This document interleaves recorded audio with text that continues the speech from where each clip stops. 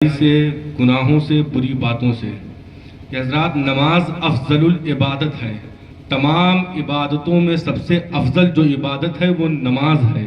اس لیے ہمیں نماز کی سختی کے ساتھ پابندی کرنی چاہیے کہ ہم نماز اگر پڑھیں گے تو تمام گناہوں سے دور رہیں گے, تمام برے کاموں سے, بے حیائیوں سے دور رہیں گے.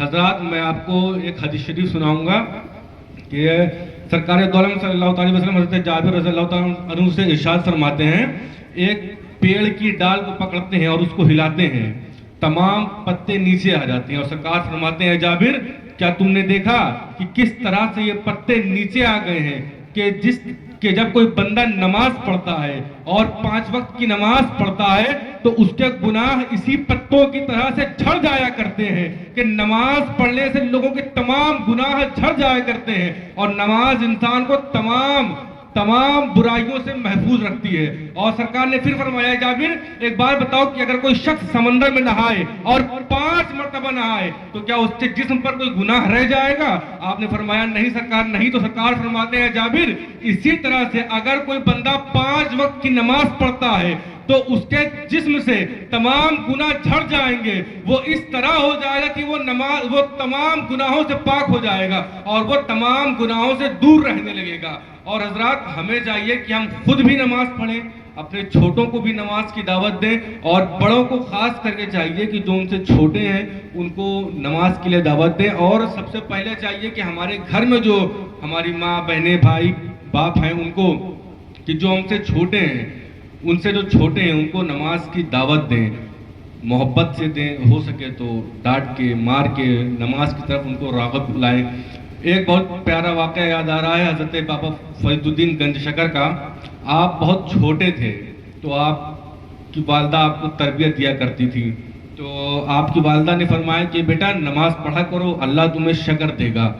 تو آپ کی والدہ ان کو نماز کی طرف لانے کے لیے یہ کہا کہ بیٹا نماز پڑھا کرو اللہ تمہیں شکر دے گا. تو آپ نے اس چیز کو دیکھا کہ بھائی اللہ شکر دے گا, لالچ تھوڑی سی پیدا ہوئی تو آپ نے نماز پڑھنا شروع کیا. اور جب آپ نماز پڑھتے تو آپ کی والدہ آپ کے مصلے کے نیچے ایک شکر کی پڑیا بنا کے رکھ دیا کرتی تھی کہ میرا بیٹا جب نماز پڑھ لے گا تو مجھ سے کہوں گا کہ یہ لو یہ اللہ نے تمہیں عطا فرمایا ہے. تو بابا فرید نماز پڑھا کرتے اور جب نماز سے فارغ ہو جاتے تو کہتے ہیں والدہ کہ کہاں شکر کہاں ہے جو میرے رب نے مجھے عطا فرمایا ہے. تو آپ کہتی کہ بیٹا مصلی ذرا ہٹاؤ اس کے نیچے تو دیکھو, تو آپ دیکھتے کہ اس کے نیچے ایک شکر ہوا کرتی تو آپ بڑا خوش ہوا کرتے.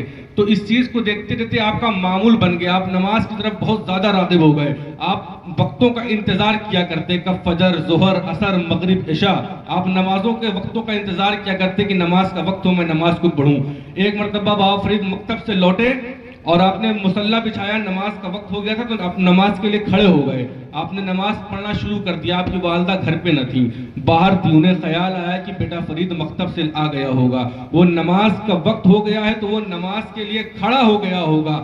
آپ کو یہ خیال جو ہی آیا آپ اپنے گھر کی طرف رجوع کرتی ہیں, جب دوڑتی ہیں تو آپ کو خیال آ جاتا ہے, آپ سمجھ جاتی ہیں کہ میں گھر کو نہ پہنچ سکوں گی. آپ اپنے پروردگار کے بارگاہ میں اپنے ہاتھوں کو اٹھاتی ہیں اور فرماتی ہیں میرے پروردگار بابا فرید کو تیرے پاس لانا میرے کام تھا, اب تجھے اس کو اپنے پاس رکھنا ہے یا اس کے آگے لے جانا یہ تیرا کام ہے, میرا جو کام تھا وہ میں نے ادا کر دیا. بابا فرید نماز مکمل کرتے ہیں, نماز مکمل جدھر ہوتی ہے ادھر ہی ماں گھر کے اندر داخل ہو جاتی ہیں, دیکھتی ہیں کہ بابا فرید نماز پڑھ چکے ہیں. بابا فرید جیسے ہی مصلے کو ہٹاتے ہیں پریشان رہ جاتے ہیں, پلٹ کے دیکھتے ہیں اپنی والدہ کی طرف, والدہ رونے لگ جاتی ہیں, ان کی آنکھوں سے آنسو آ جاتا ہے. اور بابا فرید فرماتے ہیں کہ والدہ روز تو ایک پڑیا ہوا کرتی تھی, آج تو پورے شکر کا خزانہ ہے. آپ کی والدہ فرماتی ہیں کہ بیٹا فرید کل تک جو پڑیا ہوا کرتی تھی وہ میں رکھا کرتی تھی, لیکن آج یہ شکر کا خزانہ تجھے تیرے رب نے عطا فرمایا ہے. لہٰذا میرے بھائیوں ہمیں نماز کی سختی کرنا چاہیے, نماز پڑھنا چاہیے